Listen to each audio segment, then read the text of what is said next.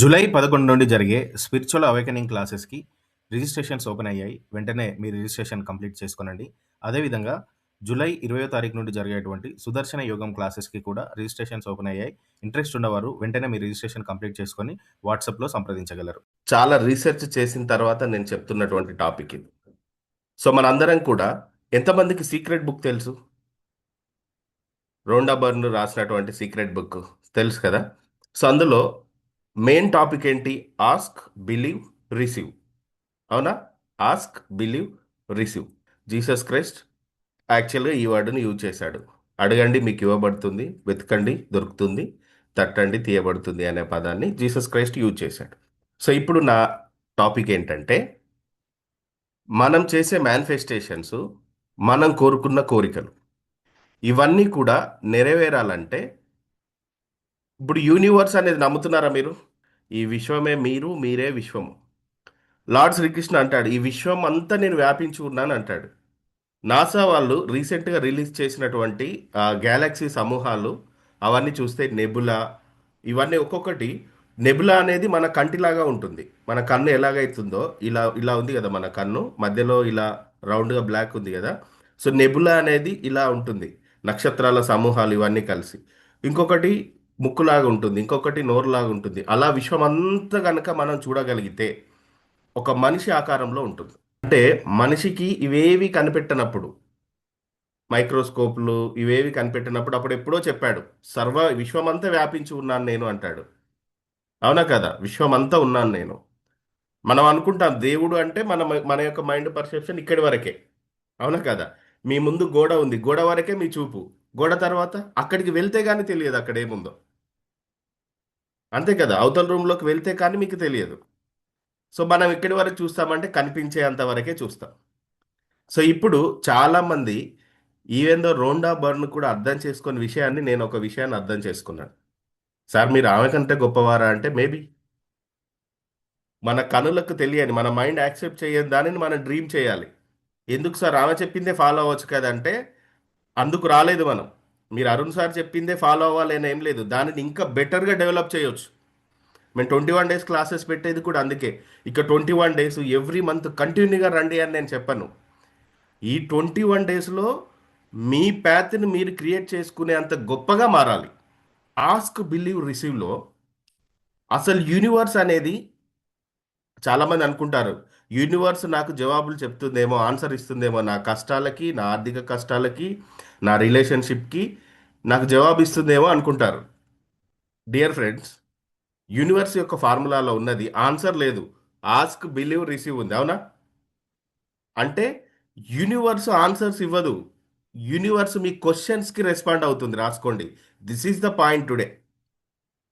ఈ point, universe అనేది answers ఇవ్వదు. యూనివర్స్ దేనికి రెస్పాండ్ అవుతుందంటే ప్రశ్నలకి రెస్పాండ్ అవుతుంది.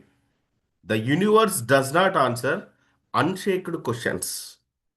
మీరు అడిగే ప్రశ్నలకి సమాధానం ఇవ్వదు, ప్రశ్నలకు రెస్పాండ్ అవుతుంది.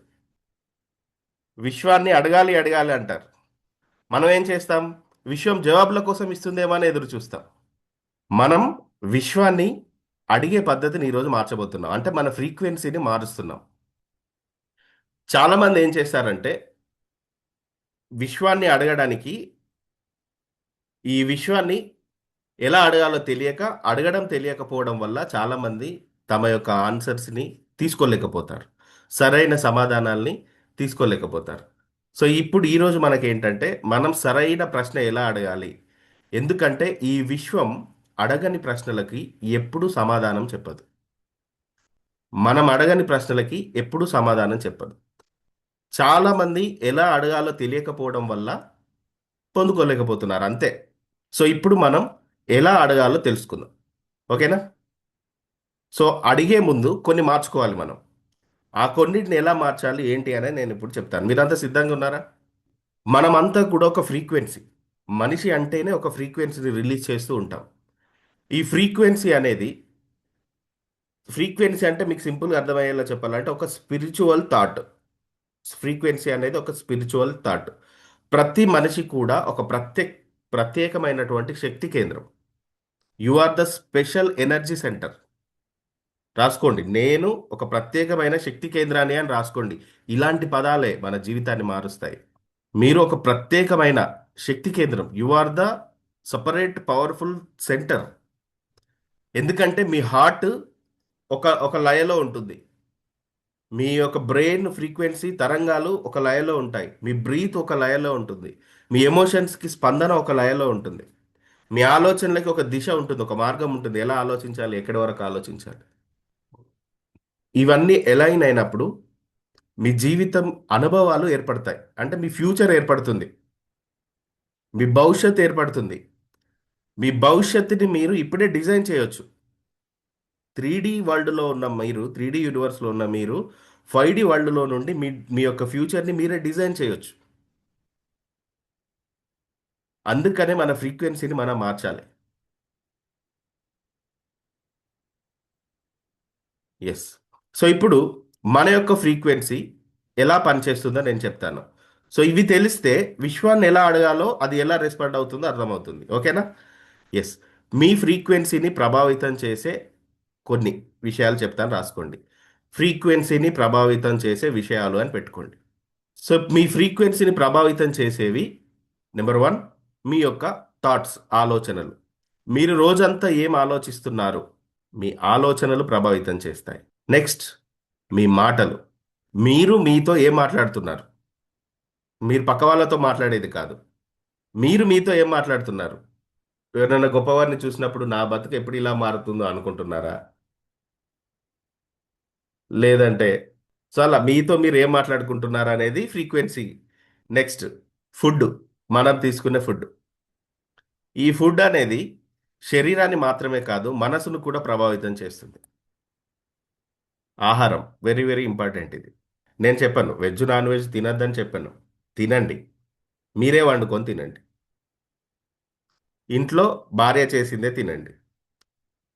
లేదా మీరే చేతనైనంత వరకు వండుకోండి. బయట తింటే మీ ఫ్రీక్వెన్సీ మారుతుంది 100%. మీరు ఎప్పుడైనా చూడండి, బయట ఎక్కడైనా తినండి, అప్పటిదాకా ఉన్న మూడు వేరేలా ఉంటుంది, తిన్న తర్వాత మూడు వేరేలా ఉంటుంది. ఆ వంట చేసేవాడు ఏ ఫ్రీక్వెన్సీలో ఉన్నాడో అది జీర్ణమయ్యేంత వరకు మీరు ఆ ఫ్రీక్వెన్సీని మోస్తూనే ఉంటారు. మీరు ఒకసారి అబ్జర్వ్ చేయండి ఎప్పుడైనా బయట తిన్నప్పుడు. రెస్టారెంట్లలో వెళ్ళి తింటామండి. అక్కడ వాళ్ళకి వంట చేసే అసిస్టెంట్ ఉంటాడు, వాని పైన ఇంకో మాస్టర్ ఉంటాడు, ఇంకో మాస్టర్ ఉంటాడు. వీడు వాడిని తిడతాడు, వాడు వీడిని తిడతాడు, మొత్తం తిట్ల పర్వంలోనే వస్తుంది అది. అక్కడికి వెళ్ళి మనం తింటాం. టేస్ట్ బాగానే ఉంటుంది, టేస్ట్ ఎక్సలెంట్గా ఉంటుంది. కానీ ఆ ఫ్రీక్వెన్సీని మీరు ఇంటికి వచ్చేలోపు మోస్తారు. చూడండి మీరు ఎప్పుడైనా రెస్టారెంట్కు వెళ్ళి అది జీర్ణమయ్యేంత వరకు ప్రశాంతంగా ఉన్నామన్న వాళ్ళని నేను చరిత్రలో చూడలేదు. ఉన్నారు ఎవరైనా? చెప్పండి, మీరు జెన్యున్గా చెప్పండి నాకు. కదా? అందుకనే ఫుడ్ అనేది ఇంట్లోనే తినండి. భార్య చేసింది అనుకోండి, ఎలా చేస్తుంది?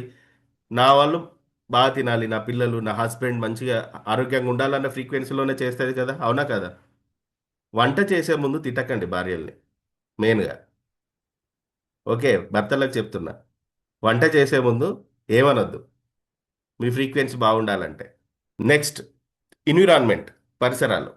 మీ చుట్టూ ఉన్న వ్యక్తులు, మీరు తీసుకునే ఇన్ఫర్మేషన్, మీరు చూసే సోషల్ మీడియా వీడియోస్, మీరు తీసుకునే ఇన్ఫర్మేషన్, మీరు అవతల వ్యక్తుల గురించి ఏం వింటున్నారు, మీకు దేనిపైన ఉంది క్యూరియాసిటీ.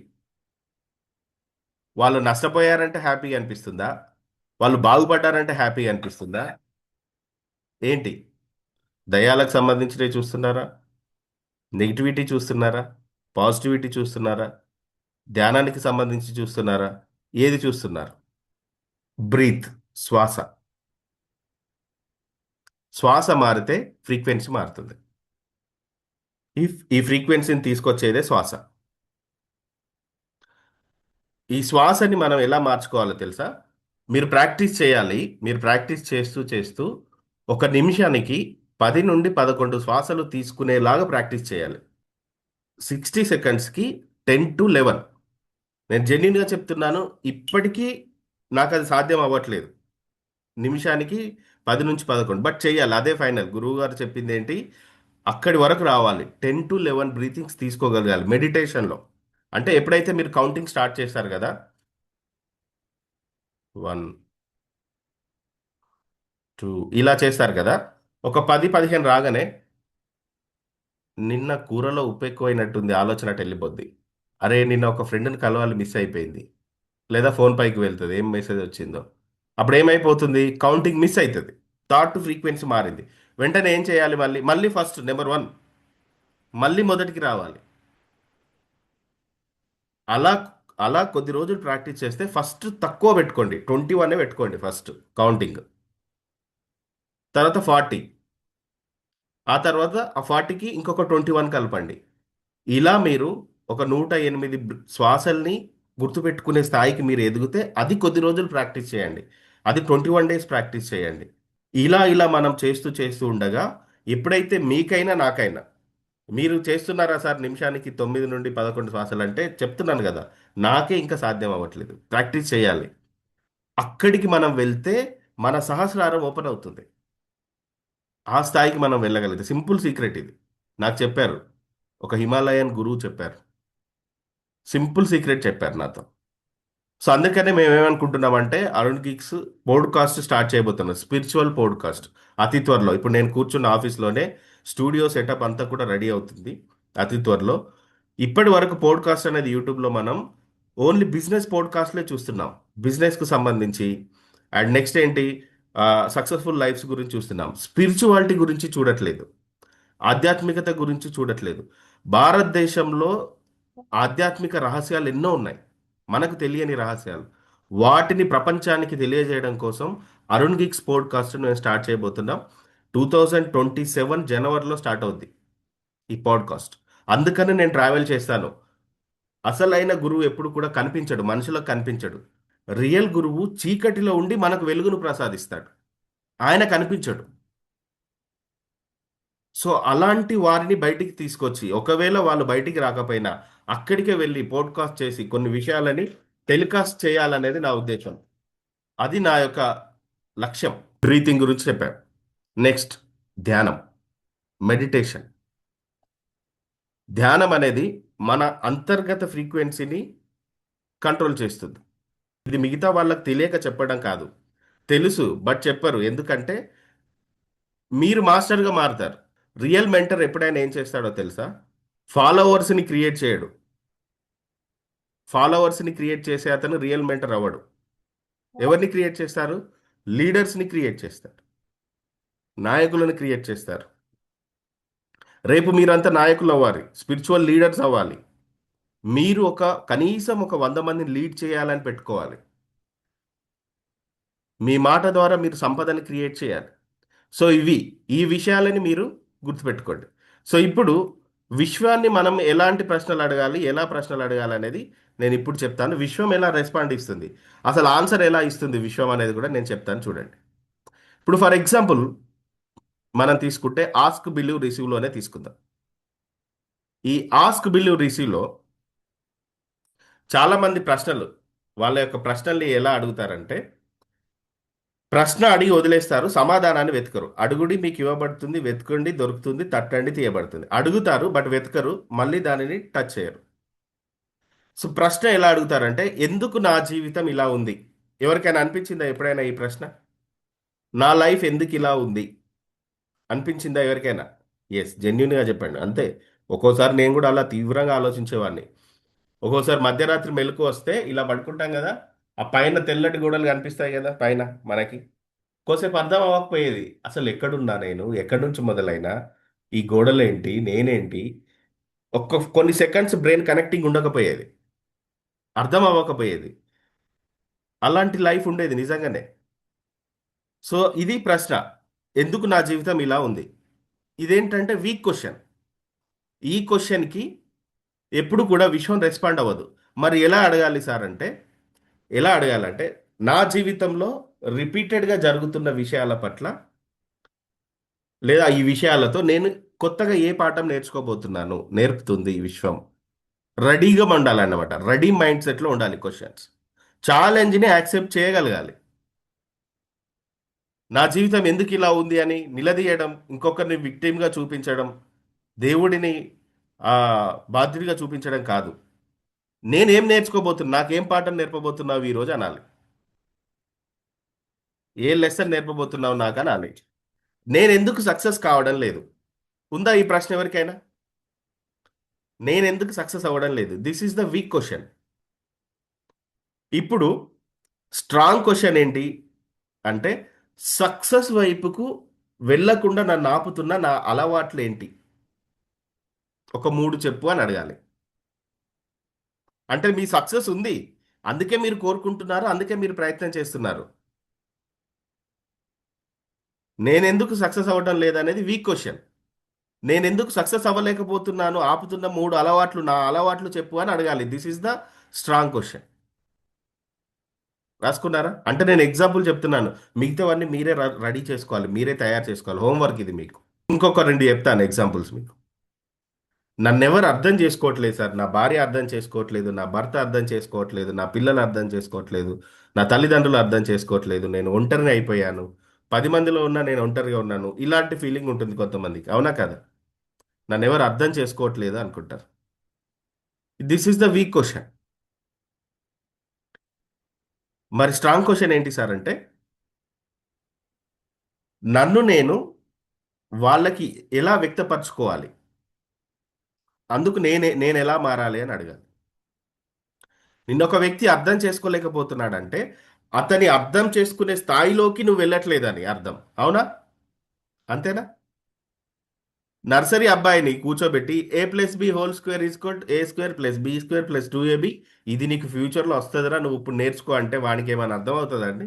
వాడు స్కూలే మానేస్తాడు. కానీ ఫ్యూచర్లో వానికి అర్థమవుద్దా లేదా? అది అర్థమవుద్ది, అవసరం అవుద్ది. కానీ నీకు అప్పుడు ఫ్యూచర్లో అవసరం అవుద్ది కాబట్టి ఇప్పుడు నేర్చుకుంటావు లేదా కొడక అని చెప్పి చిత్తబరిగా తీసుకొచ్చి వీపులు సాఫ్ చేస్తా అంటే వాడు స్కూల్కి వెళ్తాడండి? వాడికి నర్సరీలో చెప్పాల్సింది ఏంటి? ఏబిసిడిలో, అంతే కదా? అవునా? మీ భర్త మిమ్మల్ని అర్థం చేసుకోవట్లేదంటే ఆయన నర్సరీలో ఉన్నాడు, మీరు కొంచెం డిగ్రీ ఇంటర్లో ఉన్నారు. అర్థం చేయండి కొంచెం. ఆ ఫ్రీక్వెన్సీకి డౌన్ అయిపోండి.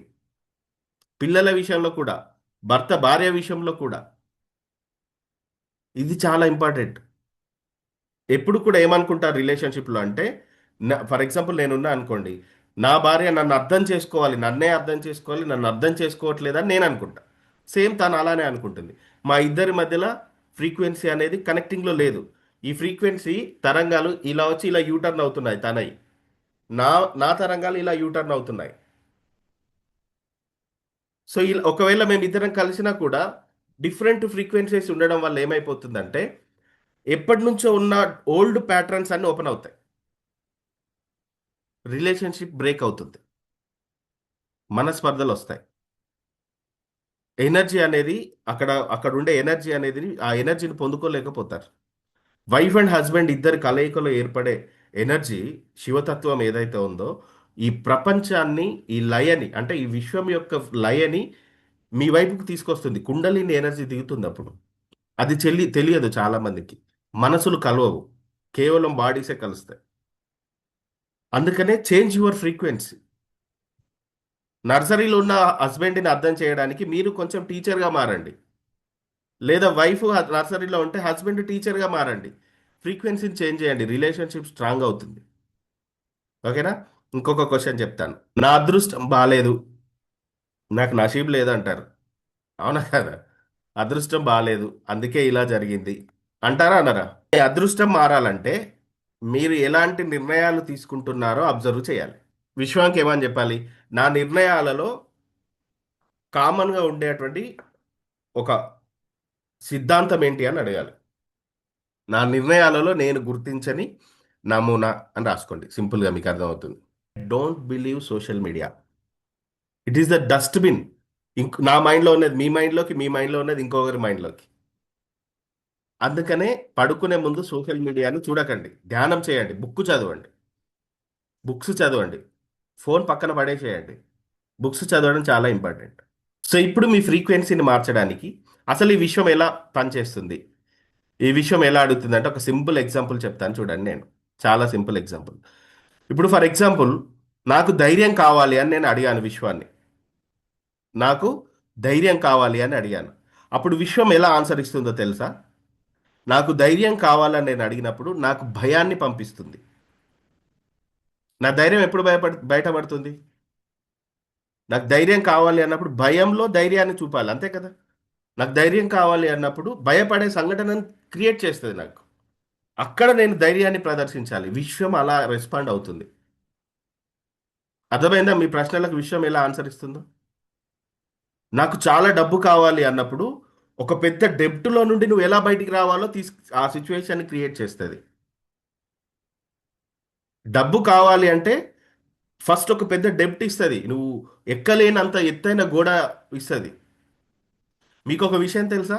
లాస్ట్ వర్డ్ చెప్తాను. 9 సంవత్సరాలు బ్యాంక్ రప్ట్గా ఉన్నటువంటి ఒక వ్యక్తి, బ్యాంక్ రప్ట్ అంటే బ్యాంకులు ఇక అతని లోన్ కట్టలేడని చెప్పి అతని కోసం తిరుగుతున్నాయి. 9 years అందరు అతను వదిలేశారు, నమ్మట్లేదు, పిచ్చోడు అన్నారు, ఆర్థికంగా చాలా నష్టపోయాం ఇతని వల్ల అన్నారు, మా ఇన్వెస్ట్మెంట్స్ అన్ని పోయాయి అన్నారు. 9 సంవత్సరాలు బ్యాంక్ రప్ట్గా ఉన్న ఒక వ్యక్తి, ఈరోజు అతని ఆస్తి 1,00,00,000 కోట్ల రూపాయలు. He is none other than Elon Musk, in the world first trillionaire. ఇప్పుడు ఆయన ప్రపంచంలోనే, ఆయన సంపదని ఈ భూమి మీద ఉన్న ప్రతి ఒక్కరికి పంచినా కొద్దీ ఇంకా వెళ్తూనే ఉంటుంది. పాకిస్తాన్, బంగ్లాదేశ్, శ్రీలంక లాంటి దేశాలని 30 సంవత్సరాల వరకు సాధగలడు, వాళ్ళు ఏ పని చేయకపోయినా. ఆ దేశాలను వాళ్ళ జీడిపి కంటే ఎక్కువ ఆయన సంపద. 9 సంవత్సరాలు బ్యాంక్ రప్ట్గా ఉన్నాడు. విశ్వం ఆన్సర్ ఇచ్చింది, ఆయనకి జవాబు ఇచ్చింది. 9 సంవత్సరాలు జవాబు ఇచ్చింది. ఆ 9 సంవత్సరాలు తాను ప్రయత్నం చేస్తూనే ఉన్నాడు. ఈరోజు ప్రపంచంలో నెంబర్ 1 ట్రిలియనీర్ అయ్యాడు. చాలామంది కష్టాలు రాగానే, ఇబ్బందులు ఎదురవ్వగానే వదిలేసి వెళ్తారు ఆ ప్యాత్ని. మహా అంటే నెల 2 నెలలు కష్టంగా ఉంటారు. ఆయన 9 సంవత్సరాలు ఉన్నాడండి. 120 ఏళ్ళు బ్రతకాలనుకున్నప్పుడు 9 years లెక్కన.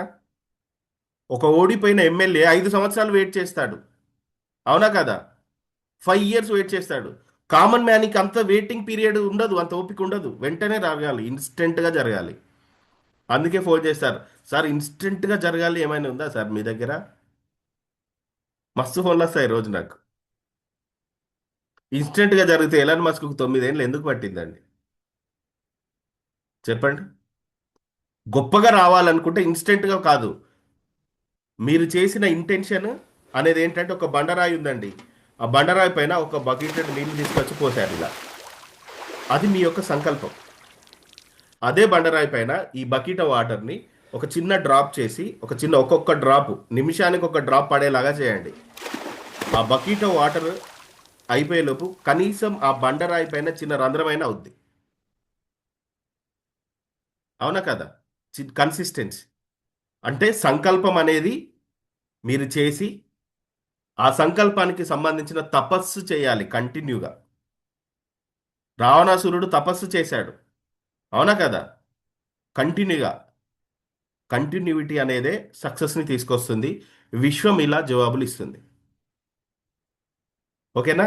ఇప్పుడు విశ్వంని ప్రశ్న అడిగే పద్ధతి మారిందా?